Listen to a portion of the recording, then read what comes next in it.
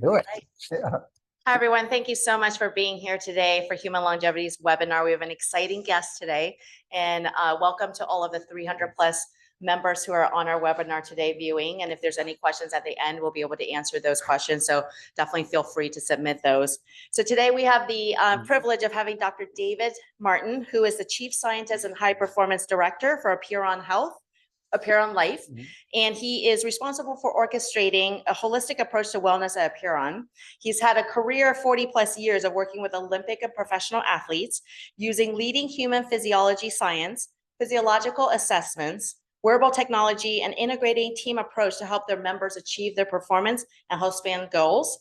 He has had over 120 peer-reviewed publications in applied sports science, and we're very excited to have you here today. Thank you so much. Well, that's wonderful. Thank you very much. Yeah, no, it's very happy to be here. Thank you, Dr. Chen. And also like to thank James and especially thank Nikki and Lauren for all the work you put into putting this together. And on our end, Kristen Larson from the Apeiron Life team, they really organized that. I just had to drive in and be ready to go. So we're going to pack a fair bit of content into like the next 25 minutes. So I'll jump right in.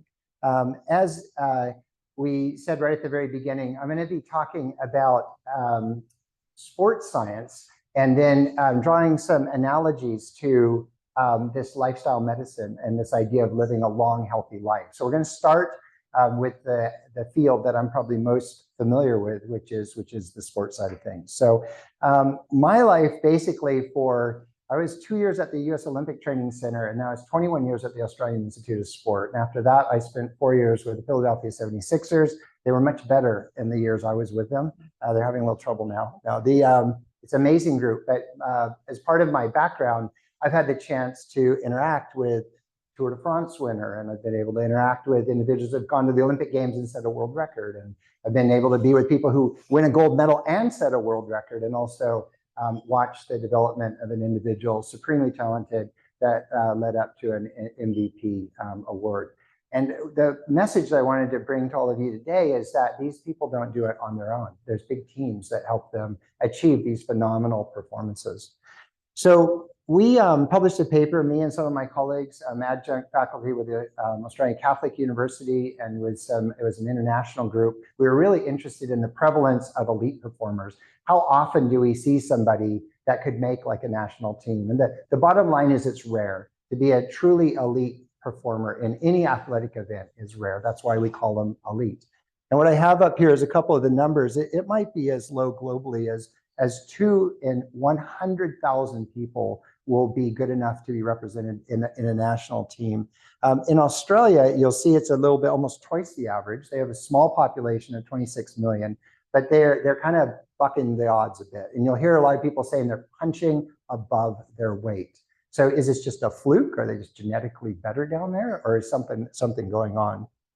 Well, in the Olympic rankings, you'll see in Tokyo, in the last Olympic Games, in the Summer Olympic Games, you'll see Australia ranking 6. Now, they're the 55th most populous nation. So the law of averages, this is not warranted. This should not happen. So a lot of people wonder why. Australia's not the only country. There's others as well. There's these little hot spots, and you wonder why. Why are they performing so well internationally? The history of Australia's Olympic performances are really punctuated by an Olympic Games in 1976, when a federal minister went out to the Olympics to have a breakfast with all the gold medal winners, and there were none. This is really embarrassing. The Olympic team performed extremely poorly. And so this was an impetus for a lot of people within Australia to try to ask the question, what could we do to change this game? And what they did is they started throwing around all these terms. We need to get smart. We can't be old fashioned. We can't just leave it to chance. We've got to be innovative, efficient, interdisciplinary, targeted, high tech. This was kind of the buzz of the meetings that led up to developing the Australian Institute of Sport. And the idea behind the Australian Institute of Sport is that we can't just let the law of averages dictate our future. Even though Olympians are incredibly rare, if we got really, really smart, we might be able to produce more champions. We might be able to like hack the system, reverse engineer what we want. Let's be smart and try to make things happen instead of just seeing what does happen. So they built this big, huge, footprint.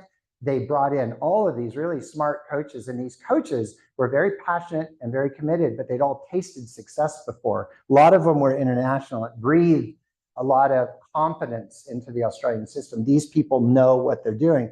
And then what they did is they hired all of these very unique scientists. It wasn't your typical institute where you just had coaches and athletes and nice facilities. You had coaches and athletes and all these scientists. And the scientists started to develop a lot of models around performance, and they tried to break down all the subcomponents of what would be required to perform at the very highest level. And the labs that these professors ran, they grew, and the research grew, and the partnerships grew, and the collaborations grew. And so the knowledge base started growing as well. And some of the things that ended up happening is, you can see, this is way back in the 1800s with all the Summer Olympic Games going up to the Home Olympic Games in Melbourne in 1956. That's right by the T in athletics. You can see there's a little spike there. And then I drew a line down in 1981 when the Australian Institute of Sport basically started. And you can see that the efforts, the collaborative efforts of everybody starting to focus on performance, it seems to have made a difference. So what were some of the things they were doing? Well, I talked about these models. If you want to improve an athlete's performance, you got to really get in the weeds. You got to understand all the subcomponents of that performance. You need to understand what athletes are tall enough, what athletes are strong enough, which ones have the highest aerobic capacity. You need to know how to train them. You need to understand all the equipment, the boats, the bicycles. You need to look for all these, like what's sometimes called as marginal gains, and you need to try to collectively help these athletes work on their weaknesses, celebrate their strengths, and sequence together progressions that allow them to pull off a result that is somewhat unbelievable at the time that you start them. So some of the models, we could predict future performances. We look on how much power you produce, how long will it last based on your physiological makeup. So if you've got a VO2 max of 50 mils per kg, how much power could you produce and how long would it last? And what were some of the predetermining variables that would help us understand why it stopped? And if we improve those, then maybe it would go a little bit further. We could predict cycling velocity from power. If we knew coefficient of drag area, we could predict pacing strategies that were more ideal. We could look at even group behaviors based on some research done on how bees swarm and how fish school. And you can start to look like in the Tour de France, if you watched it, it's like a flowing mass of hundreds of cyclists all trying to figure out who should be in front, where are the safe areas, where are the dangerous areas. So with some of these models, we get really specific. This is a study that I did with a former doctoral student of mine, and we were looking at, actually with DEXA scanning, looking at how much muscle was there below the hips. And then if we knew how much muscle was there, then what we could do is we could look at how much power that muscle could produce. And we'd also look at how long that power could last. And so it allowed us to go through these decision trees. For some individuals, they had plenty of power to be a world champion, but they didn't have fatigue resistance. For other individuals, they just did not have enough muscle mass to produce the forces that were required to win. So you can see some of the logic helping us work one way with one individual and another way with another individual. We spent a lot of time in the wind tunnel with the cyclists. Some athletes are very aerodynamic. That means for the power they produce, they go very fast. Others, they need a lot of work. And so you could start to individualize your approach for the athletes based on their needs. We would do trials, hydrotherapy. Some people are saying it's good. Some people are saying it's bad. We would simulate a Tour de France over 3 weeks, and we would have the cyclists go in, and some would try cooling and some would not try cooling over 3 weeks of really high volume cycling to see what some of the effects were. And we would find out in some of these scenarios that their results were promising and they could be incorporated in the big Grand Tour races. And some of the data would help the athletes be convinced. So you can see pictures of us there working with the athletes. We weren't doing studies and then going to the elite athletes telling them what we found. We were actually doing the studies on them, and they were starting to see their own data and be convinced of which way to go. With all of the new technologies that were coming out, we could instrument the bicycles in really unique and novel ways. And so we could actually see them in their native environment, and we could start to diffuse or interrogate and try to understand when they did a race, why were they not winning? Where did they lose their time? What could we do to improve it next time? So there was a lot of iteration and looking at N=1, just the actual individual in the actual event, to try to tune the environment to try to allow them to get the very, very best out of themselves. You start feeling like you're working almost with like a robot, and all the science team are the programmers and the fiddlers, and we just have to build the models and test the machine and figure out what's going on. But there was one study that hit me hard, and I was like, this is really making me reconsider how we work and how I'm looking at the science of sport. And I want to tell you a little bit about this study, because it was a study where we wanted to do the first hemoglobin clamp that had been done with an altitude camp. So when you take athletes to altitude, their hemoglobin mass goes up. And we had monitored this and documented this for years. What we wanted to do is we wanted to see the impact of altitude on hemoglobin mass and performance. And so what we did to isolate that variable is for half of a camp, we had informed consent for all of this. It was pretty ambitious. It was with a women's national team, and they stuck their hand through that sleeve, and we took blood out of their arm, but they didn't know how much blood we were taking. They knew it was a variable amount. For one group, we just took a tiny bit to understand how the hemoglobin mass was responding to the altitude, and it responded just as we thought. For the other group, we would measure how the hemoglobin mass was responding, and we would take it back out of them. So in one group, it was clamped. And what ends up happening is you get a graph like this with one group, hemoglobin mass is increasing up to about 6%. And then the other group, we kept taking blood out. So they did not have any less blood than they came in with. We just took the blood out and properly disposed of it. That was a big deal in cycling. Everybody's like, oh, you're saving it and you're going to give it to them later, which was not the case. And so then the working hypothesis is that this is going to be a great study, because what's going to happen is the VO2 max will be low in the clamp group, and the VO2 max will go up because hemoglobin mass is required. And what we're going to find is performance will be blocked, or it'll be blunted in the clamp group, and it will go up as expected in the altitude group. But what we found was both groups had about the same increase in performance. So how can this be? We literally took the hemoglobin mass out of them. But these camps were amazing. We had all these scientists, we had all these people. They knew they were coming to an altitude camp at the Australian Institute of Sport. It was live high, train low. It was artificial altitude. We did nitrogen dilution. And so we started to think that, man, there's something else going on when you have big groups of people that support an individual as they're trying to achieve something amazing. There's another effect going on. And we've heard of placebo effects, we've heard of Hawthorne effects, we've heard of Pygmalion effects, but there was something else we thought that was going on. And so when we look at support staff for the Philadelphia 76ers back with Dr. J in the good old days in the 80s, there wasn't a lot of support staff. And now this is what the Orlando Magic looked like. This is the support staff for the Orlando Magic. So imagine if it's all coordinated and they communicate well. Can you imagine being a player in there, feeling all this support, all these people that are looking after you? Think of Formula One race car drivers now. The old days, 4 guys came up, beat on a hub, tried to change a wheel, and now it's just unbelievable efficiency. A coordinated, tight, well-trained team looking after the driver. It's not just how quick they get them in and out of the pit stop. Think of the confidence that the driver would have with a team like that backing them, which is pretty amazing. When Kipchoge broke 2 hours, the team supporting him was extensive. There was an altitude training team. There was a team that laid out the running course. There was a team that brought in a crowd because they knew the enthusiasm would be really important for the runner. They had all these pacers, a whole group brought in pacers. They were feeding off of a bicycle so they wouldn't miss a feed or drink and hydration during the run. They had all these pacers, a whole team of pacers They had laser guided pacing strategies. So these guys would run to the laser, and then Kipchoge could run in a draft. They ran this reverse V, and he had this special energy return shoe. So you can imagine what happens to human performance when you have this big collective group looking after you. So we wrote a paper, me and a colleague of mine, Shona Hulson, and we tried to make a number of cases that it's super important that people believe in what they're doing. If you're trying to push human performance to the highest level, you have to believe in what you're doing.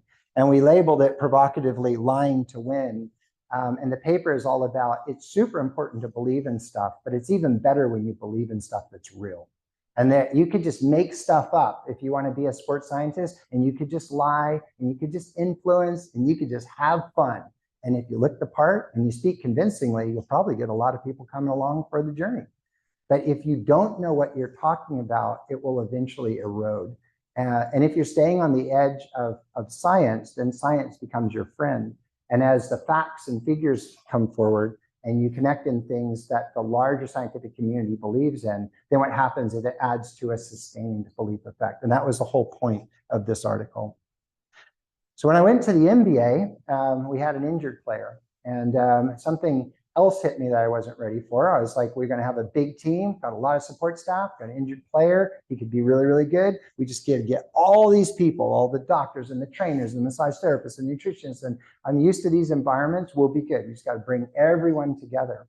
But something else came up that I wasn't really ready for. And that was what happens when teams come together and the project that you're working on is starting to go a little bit bad. Because the journey for the athlete who is injured, it didn't just go linear from terrible to awesome. It took a lot of runs up and down. And what we noticed is that when things go bad, teams can fall apart. And we wrote this paper and we made an analogy. This is a couple of colleagues who are with OKC, and we both had similar thoughts. And so we put it together in a paper.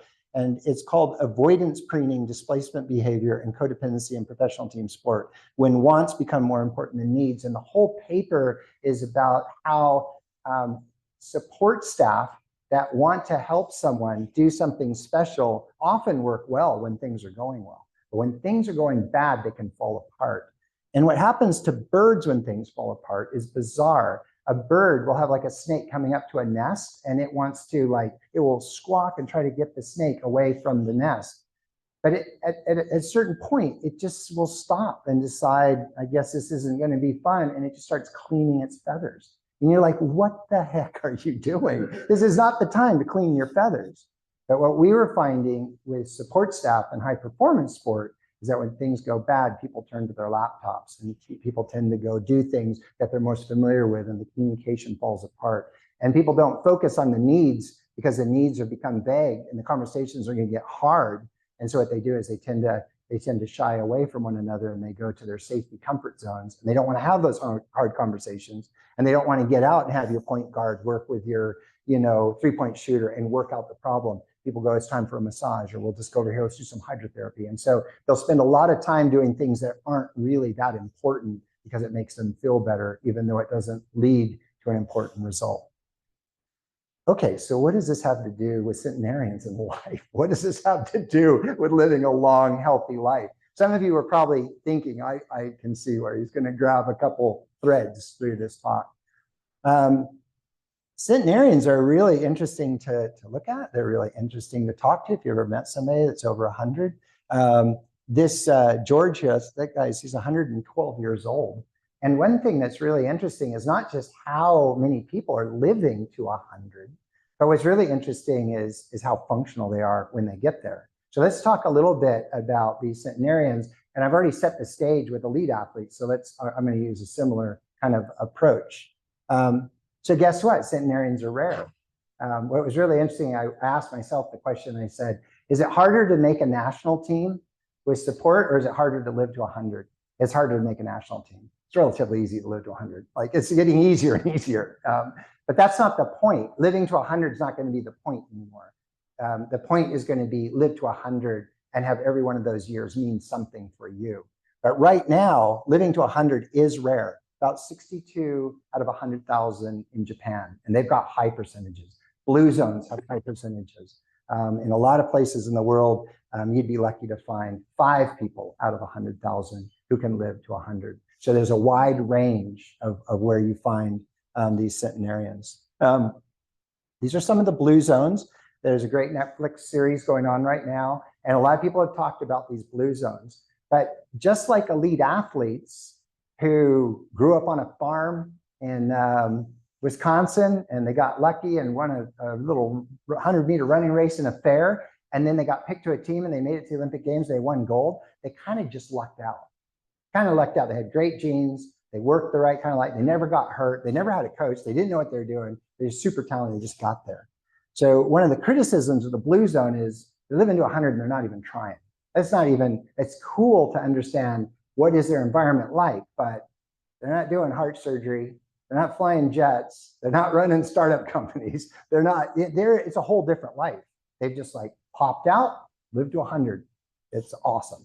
And so the question is, what if you don't live in Okinawa? What if you don't have that? Could you potentially reverse engineer some of the components into these lives that fit with other aspects of what's going on in society today? There's been a lot about now, more commonly, you'll start to find more papers talking about they're getting to 100, but they're not able to be productive in anything. They're not able to engage in anything. They're isolated, alone, and spending 10 years just being alive, but they're not really capable of living, which is a really interesting concept. These individuals are different. Some are thriving. This is both of these gentlemen are 100, 101 years old. They're painting, they're creating, they're engaging, they're teaching, they're doing stuff with their life. They're just not 100 waiting for the next birthday. They're doing stuff with their life. And so this becomes an interesting game. And then the equivalent in sport is you win a gold medal, but you're depressed, and a year later you commit suicide.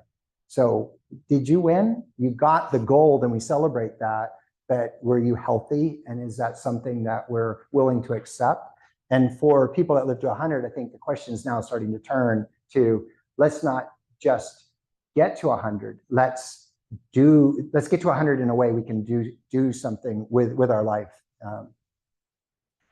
There's now a lot of really interesting examples. There are older people holding on muscle mass. There are older people, 100-year-old, they claim he ran a marathon. That's pretty good for 100 years old. That's impressive. They are sprinting 100 meters.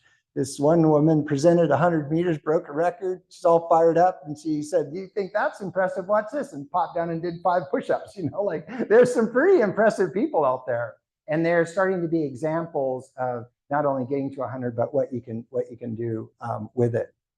So let's turn a little bit to Appear on Life. So it's a little plug here. So I work at Appear on Life, so obviously have some biases, but I want to tell you a little bit about our approach within the context of what I've just set up. So this is a shot of Jeff Yang, and Jeff Yang, venture capitalist, Red Point Ventures. He is super interested in sport. He's super interested in health. And he's got some really interesting, influential friends. He has been involved with the US ski team. He knows Steph Curry. He sees how the guys up at Golden State Warriors support him. He's been around golf at the highest level. He sees athlete with support teams. He gets it. He sees it. And he's asking the question a lot of people are like, hey, if I had a team around me helping me live a long, healthy life, maybe just like these extraordinary athletic performance, maybe I could perform well in life. And so what would it take? So what he did is he built a team. And it's a really fun team. You've got individuals, a lot of us have worked in sport and professional sport. A lot of people have got a real diverse skill set. We've got dietitians and sleep specialists. We've got referrals with psychologists. We have exercise physiologists. We have strength and conditioning, athletic training, and a lot of concierge and logistics. And in the middle, you'll see Jeff. And Dempsey, who's got a background in software engineering and understands a lot about startup companies. And you got Mark Guillet, and he works with Agile PT, so he comes from that, injury preventative perspective. And then they pulled this team together to try to essentially allow people who aren't living in Okinawa to come in and receive some support. And this isn't just to get a result on where you're at, which, as I'll show you, is important. It's also about the support that you could have to just keep tuning and refining and supporting a person as they're living their life. So I want to spend most of the time on this, and then we'll wind up. So a lot of people, I think, will understand lifespan, and hospitals usually focus on lifespan. And there are departments that are all focused on, if you get cancer, or if you get cardiovascular disease, or you get, a musculoskeletal disorder, or you've got a respiratory problem, or neurological disease, or infectious disease, you go to hospital and they try to fix you. One thing that's amazing at HLI here is they're looking out ahead. So you're getting insights before it manifests. So the idea is to avoid the trips to the hospital and to be very aware of where you're at. So if something's coming down the road, you can get on top of it super early. I was really impressed when I came in. James was telling us, pancreatic cancer is a nasty beast. And if it goes too far, it's really hard to take care of. But when you catch it early, it's insanely easy to do something powerful about it. So lifespan, you have a lifespan that you could realize, but there's a lot of things that will cut it short. I think for those of you that follow Peter Attia, he likes to call it about, don't let the dumb things kill you. Like, don't die of a dumb thing. It's okay to die of your life is over, but don't just do something stupid, So that's lifespan. And there's a lot of professionals that try to keep you alive. And there's been a lot of progress, and people are living further. Performance span is what I just talked about. How long did Tom Brady last in football? How long can a professional athlete hold their game up at the highest possible level? And we have institutes of sport, and they're very different than hospitals. They have departments of physiology and skill acquisition, biomechanics and psychology that fits the model that I was telling you about. But what about this middle bit? The middle bit's tricky. The middle bit is health span. We don't really care about health span. We talk about health span, but who takes care of it? It means health span. You don't even know you're losing it. It just kind of slowly disappears. And they're like, oh, your bone mineral density is less. Your muscle mass is less. Your balance is worse. And they just kind of, you can still live. It's okay. But the whole idea of trying to help hold on to, and in some cases for people that have really lost their health, bring it back to a high level, that's the area that Apeiron Life is really focusing on. So in an interesting way, we feel at Apeiron Life that we are a really nice partner with Human Longevity Incorporated, because the two are both important. You want to make sure that you're not going to get knocked off with something that is sneaking up on you, but at the same time, you want to preserve everything that you have. And then when that's all going well, if you want to go do a triathlon in Hawaii, just let us know. We'll help you there too. Yeah. So it gets really fun, and I have this this paper that I wrote up with a colleague of mine called Phenomics in Sport. Phenomics, unlike genomics, is how the genes actually manifest themselves. So your phenotype would be like how tall you are. And so there are ways to see how your body's expressing itself. And we're really interested in the interaction between sleep and nutrition and exercise, and how they influence early response variables like your blood and your proteomics or your metabolomics, how the body's responding to certain combinations of lifestyle modifications, but also how it ultimately manifests itself through different types of functional capabilities. That becomes something we're really interested in. And we're interested in how you build the team so that it doesn't fall apart. How would you build a team so that you feel confident that you've got a group that's around you for prolonged periods of time, not harassing you or nagging you, but not avoiding you or neglecting you? How do you get a group of experts that come together and put you in the center and decide this is probably the best thing to work on now, and this will lead to this here, just like you would kind of like an elite athlete. There's a concept of therapeutic presence that's written about a lot, and that is when you get in with a group and they put their own personal problems aside and they're not really worried about what a treatment costs or how long a treatment lasts, but it's just people that really care about you and work together with you to try to help you. And you find out it's a lonely world. There's not a lot of people that care about your health. They don't.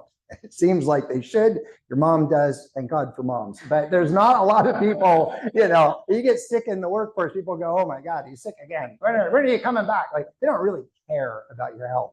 And so to have a group that does care about your health can be pretty powerful. And there's all kinds of stories about how influential it is when you have a group of caring people around you. And if you follow the Blue Zone stories, it's really interesting. They call them this moai. In Japan and Okinawa, this is the group of lifelong friends, and these are these collectives that look after each other, and they're all collectively and passionately supporting one another in their life and their overall well-being. And that falls apart for a lot of people. So just as a quick wrap up, it gets complicated really fast for everything that goes on in people's life. Weight loss is like one where people go, I want to lose a little bit of weight. But look at how many factors influence weight loss, and think of how many types of people there are in the world. So it's a complicated problem. And there's a lot of people out there trying to make money off of ways to help you lose weight. But who would really think about sitting down with someone, understanding all of their goals, all of their background, and like with an elite athlete saying, we're actually going to prioritize some therapy and some stress reduction stuff first, because we think that's interfering with sleep, and then we're going to work on sleep. They're like, yeah, but I'm here to lose weight. You're like, no, check me. You can't lose weight if you can't sleep. You can't sleep if you're totally anxious. So once we get you sleeping, now you can make good food choices. So now we'll work on your diet. Like, yeah, but I'm here to lose weight. I got to start exercising. Like, not yet. You'll just hurt yourself, and you only get frustrated. So now we got you sleeping. Now you got some stress reduction. Now you're starting to eat better. Now we're going to start putting on resistance training. What the hell would you do resistance training? I got to burn some calories. Not yet, because if we put you on high volume, you probably get hurt, and then we'll all fall backwards. So let's get you stronger, more resilient, and then we'll build up the low intensity, and then we can get to the higher intensity cardio that helps you target the visceral adipose tissue. So it's a whole sequence. It's a different way of looking things when you have a team around you. Picking the priorities, building the progressions, inspiring people to stay involved, and baking belief into it. I think that's really the future. I think that's going to be the future. There's going to be a lot of knowledge out there, but it's going to be the translation piece, which is going to be the next frontier for a lot of us. So in summary, if you want to live a long life, you might want to think about it a little bit, because it's kind of rare. There are hot spots, and for those people that are there, in Okinawa, I'd say they're lucky. In Australia, for the elite athletes, I'd say it's kind of engineered. Institutes of sports are doing great research on human performance, and we can harness some of that and translate it. For centenarians and hospitals, the universities, and the Buck Institute, there's some great people looking into aging. The technology that is going to help all of us is coming from startups, institutes of sports, universities, hospitals. That's going to be a given. It's just going to keep getting bigger and bigger. The support staff, you can be an elite athlete alone, but it's rare. You can increase your odds by having a coach, which would be like having like a concierge doc. But it's really cool when you have a sports science, sports medicine team. And I think that we're going to start seeing the teams are going to get better and better in healthcare. I think those teams are going to get better and better. If you're late to the party, and this happens in sport, you have a talent transfer.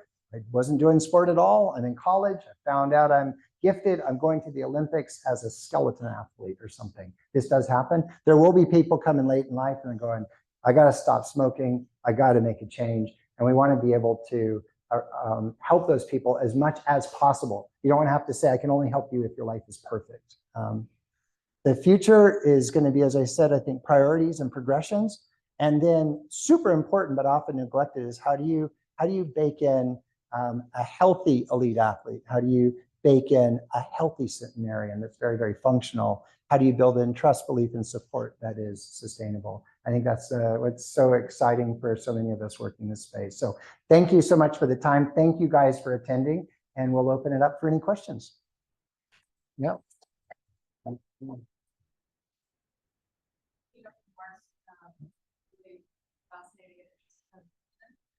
So we do have one question from our webinars. So one of them is, what are biomarkers that Caroline uses to assess lifespan? What type of guys quick overview based on what you experienced? Yeah, that's a big question. So biomarkers tend to be, a lot of people will go to the blood. We use a lot of functional metrics for our biomarkers. So we know that when your aerobic capacity is very low, your risk for cardiovascular disease goes up. We know that if your body composition, especially your visceral adipose tissue, is very, very high, then your risk for metabolic syndrome is greatly increased. We know that if your balance is very, very low, then the odds of you tripping and falling and hurting yourself are greatly increased.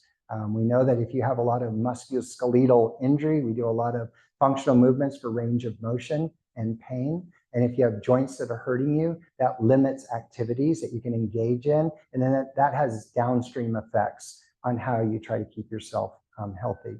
So a lot of the biomarkers we're using right now that we really lock into are expressions of how functional the body is as it ages. And the way that we know those results are high, average, or low is we look at, for your age and for your sex, how do you compare to normative standards? That gives us a reference point. We try not to predict when somebody's going to die. We haven't been playing in that space. We spend a lot of time saying, how functional and how capable can you be for the age that you're at right now? Thanks so much. I'm going to open it up to our live audience here. So if anyone has a question, raise your hand.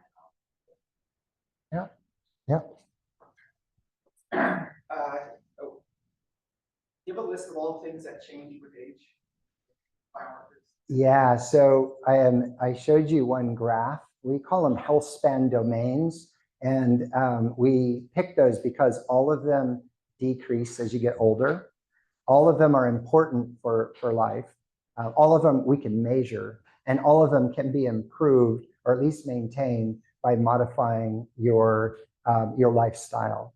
So we have cognitive health, neural processing speed, and verbal fluency. We know that will decrease with people as they get older. Some a lot, some only a little. And so we test that by using a system called React Neuro, and we test it. We know that balance will decrease, something as simple as a stork test, like your hands on your hips and you stand with one foot. We know that balance decreases.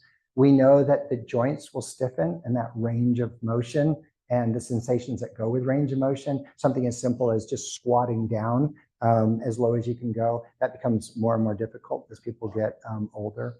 We know aerobic capacity, you lose about 10% per decade. We know that muscle mass and sarcopenia, though, people will usually lose about 3-4% depending on their lifestyle as they go through each decade. So those are the ones that we're kind of focusing on right now.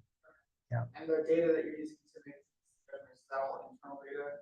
No, so we're very connected to published epidemiological data, American College of Sports Medicine data, Framingham Heart Study data, Cooper Clinic data. So we like to go to the largest normative databases that we can find, and then what we do is we try to blend them together, kind of like you would do with like a meta review to try to get reference points. Yep. A lot of it too, are probably just follow up there that as people ask, when we start with them, they spend a lot of time, a lot of our dietitians are very good with behavioral counseling, and they do spend a lot of time with our clients just asking, what are your goals? What's hurting you? What's happening? So people say, I used to play tennis collegiately. I got involved, I built 2 companies. I wasn't very active. I'd like to get back to tennis, but I'm worried I'm going to hurt myself. I had a friend, he popped his Achilles playing pickleball. I'm a little worried. We say, don't play pickleball. No, I don't say that. Yeah. So we say, well, let's get you ready. Let's get you ready to re-engage. Just because you're 50 doesn't mean you can't play tennis. Just because you're 60 doesn't mean you can't go skiing. Just because you're 70, it doesn't mean that you can't go hiking up mountains. So we say it might take us a little longer to get there, but let's pick what you want. So it's not just going to a normative reference range and saying you're low. It's also saying, what do you want out of your life? How can we help you? One thing we see a lot is when people get hurt when they're older, a lot of the medical profession just say, let's just get them back to work. You got your knee replaced, let's just rehab and get you so you can get in the car, get to work, do your job, get home, mow the yard, do your basics. That's it. Whereas we're coming at it like, let's get that right leg as good, if not better than it was before you ever went in for surgery. Yeah. Yeah.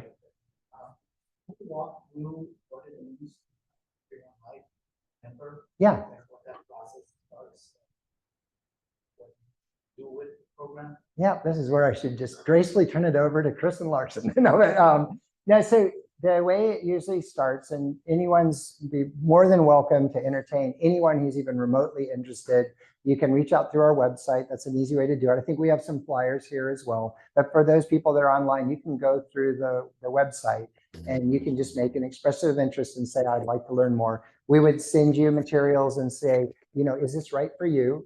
You can consider all the different aspects. There's different packages, like with a lot of programs.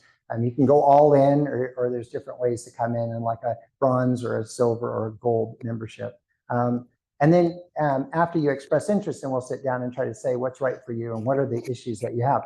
In some cases, a medical referral is definitely important. We are not a medical team, so we could very easily, as a first step, say, you have not seen your primary care physician in quite a while. You need to get set up maybe with a concierge doc. You need to be reviewed by a medical team right away. And if we all feel good about what you're talking about, then we will complement them and we can start helping you towards your goals. So the first step after they sign up is they come in after doing some surveys, and we do a testing a day. And that takes about 3 hours, the full test. And we would go through just that first question that you asked. We would go through and test and quantify all of those different parameters, these health span domains. They would see a chart and a plot, and they'd be like, wow, I'm good here, I'm weak here. We might get, say you get like a 58-year-old woman, and she loves her Peloton and she loves yoga. And she comes in and we test, and she has very low muscle mass and she has very low bone mineral density. And she's like, I'm thin, I feel healthy. Like, what the heck, you know? I work out all the time. And you're like, yes, but there might be some dietary shifts, and there could also be some changes in your lifestyle that would address some of those things that are on the lower end. After we get done with the testing, then a team gets assigned to that person. So they get their little team around them, and then it begins, then the journey begins. And it's like, for those that are local, we meet them, we have a facility, and they might come in for some mobility sessions, or they might come in for some training sessions or some cardio sessions.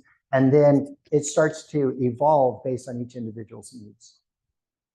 There's usually 3 to 4 times a year, we'll come in for a spot check to say we've been working on body comp. So let's do another DEXA. Let's see if the body comp is responding favorably. If it isn't, it's not that nobody knows what they're doing. We usually take very conservative approaches because we don't want to hurt anyone, especially as they get older.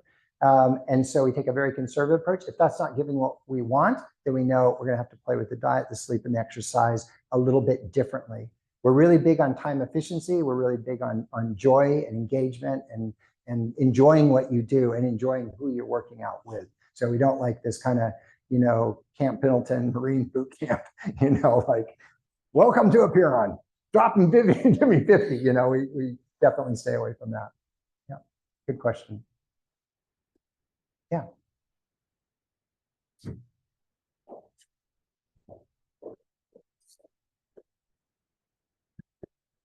So do you interface with HLI? Is it like you do the implementation of physical capabilities and things like that? Yeah, so we've just been talking over this last year. You know, we love the HLI team and we love what they have to offer. As you can tell, we're very heavy on the day-to-day implementation and the translation. We are not doing any of the advanced medical diagnostics works that they're doing here. So the idea is surveillance happens here. They do have a wonderful team of doctors and some great expertise that we really like partnering with. And for some individuals, it's a really nice complement to be HLI and complement that with an Appear Life package to put the two together. We're all geared up for the day-to-day. These guys are all geared up really for that advanced, very sophisticated surveillance to see if there's anything cropping up that you need to pay attention to. In that hierarchy of needs, you know, medicine is first. You know, it's no good me helping you with your shoulder mobility if you're about to have a heart attack. You got to get the important stuff addressed first. And it's very new. Like we've met just within this last year, and we're just watching HLI grow. We love their approach and their philosophy. And so we've been very interested in growing our partnership with them. Yeah.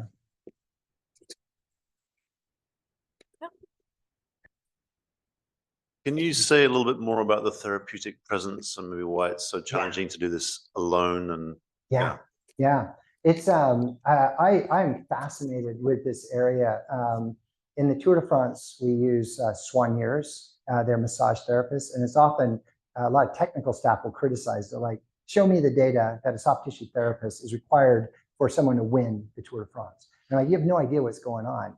Like if a little kid trips and falls and they cry, a mom will come, usually, or the dad, usually the mom. They'll come pick up the kid, grab them, hold them, and you go, hey, it's going to be okay. It's going to be okay. And it's like you soothe them and you take care of them, and it's like, you're all right. And then they'll go, great, I'm held, I'm secure, I'm safe. And I feel like part of the therapeutic presence is that, you know, it's like it's relentless support, and it's got to feel really authentic. And some people naturally have it. You'll feel it in your care providers. They are genuinely engaged, connected. You can feel that they want the best for you.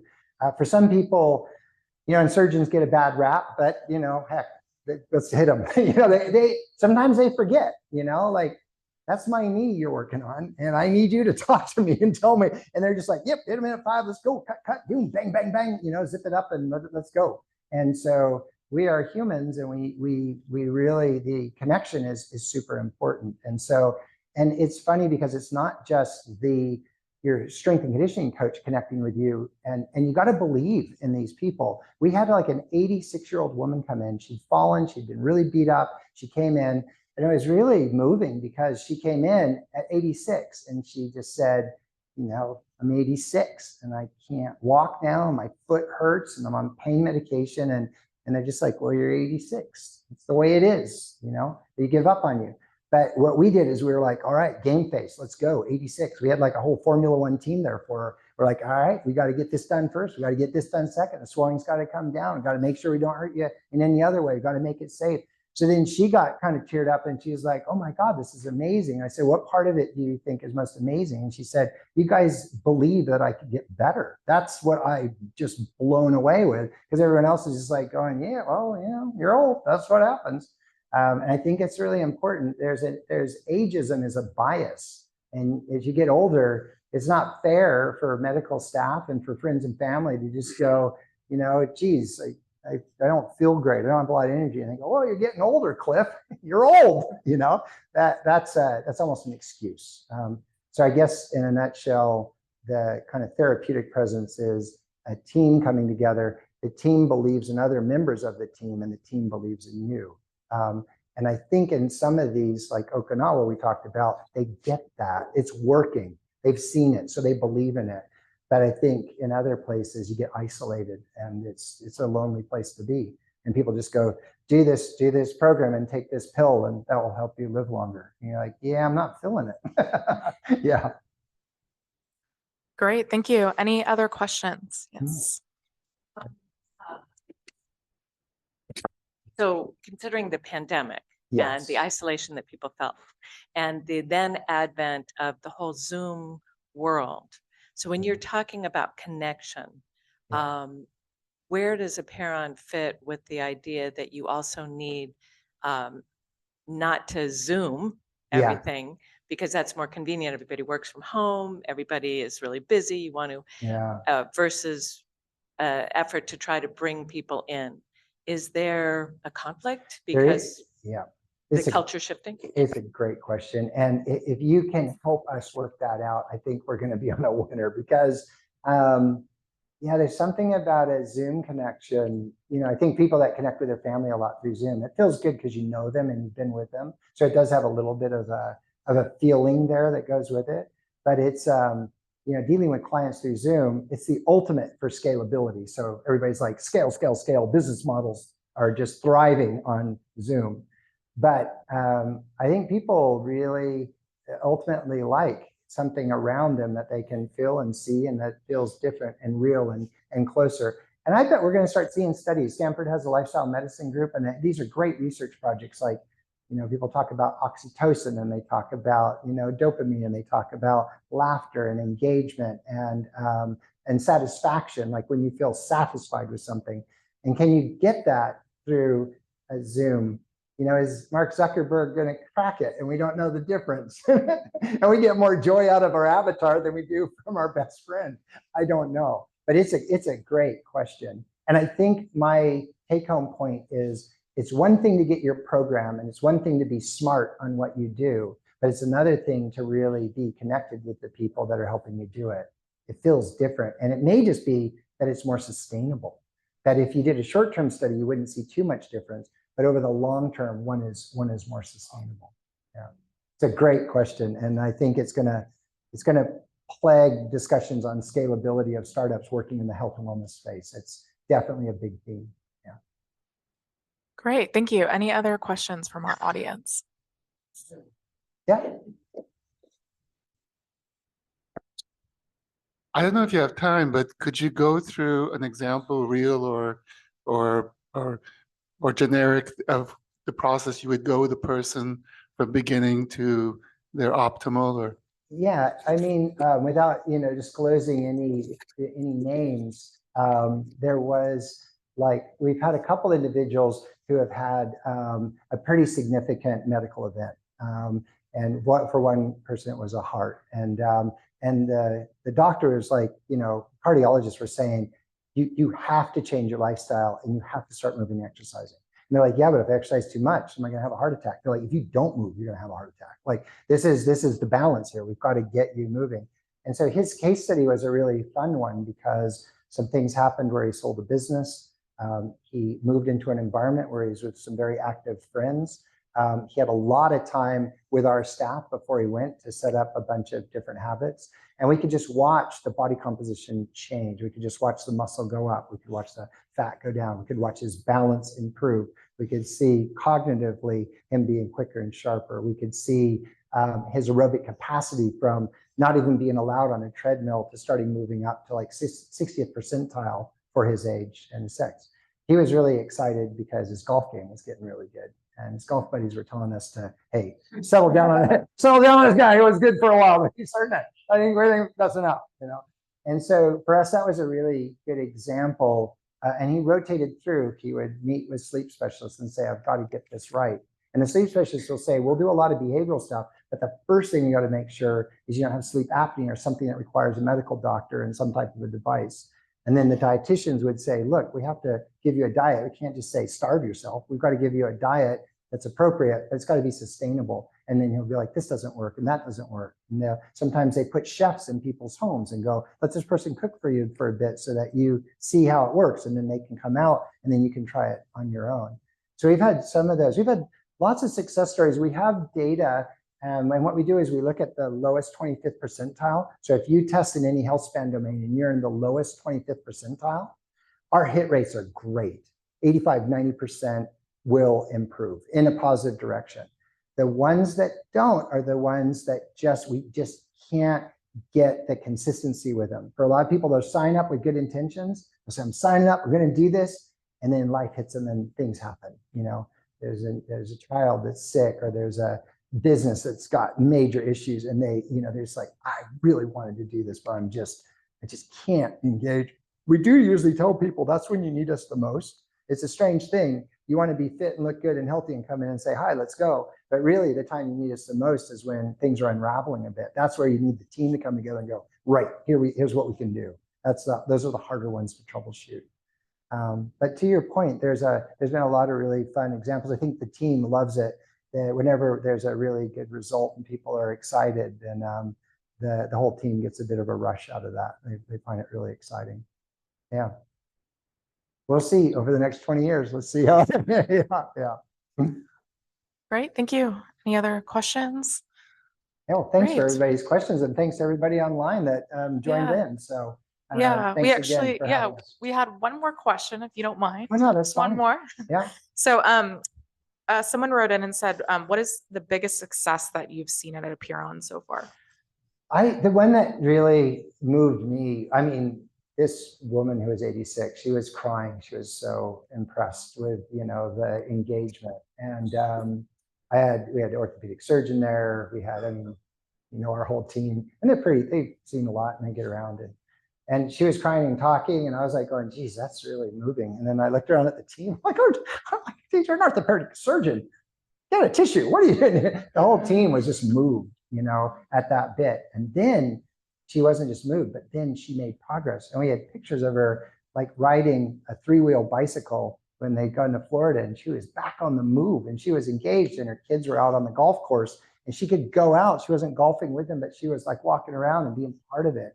And that one was just amazing. I thought that was incredible. We've seen another 80-year-old who lost body fat and put on muscle mass. And he just said, I just need a kick in the butt. I just need to know it was possible, because I just thought I was getting old. And you guys said that's not an excuse. And then I tried it, and then I'm stronger and leaner than I was, and I feel good, and those are great. Yeah, the ones in need are impressive. And then we've had a couple people that are really talented, very fit, master athlete types. And they look the part. They're just so fit and so strong, and they can go do an amazing triathlon. But then you see other parts of their health that aren't that great. And to see them rounded out while they still maintain a high standard in these other areas, I think that one's really interesting. We just get excited with the puzzle. Every person's a puzzle, and it's really fun to see where you go. So it's a great question. It's hard to really pinpoint it. Great, incredible. Well, thank you so much, Dr. Martin. Thank you for your time, and we appreciate everyone who's attended in person or virtually. Thank you so much. Thank you. Yeah. Mhm.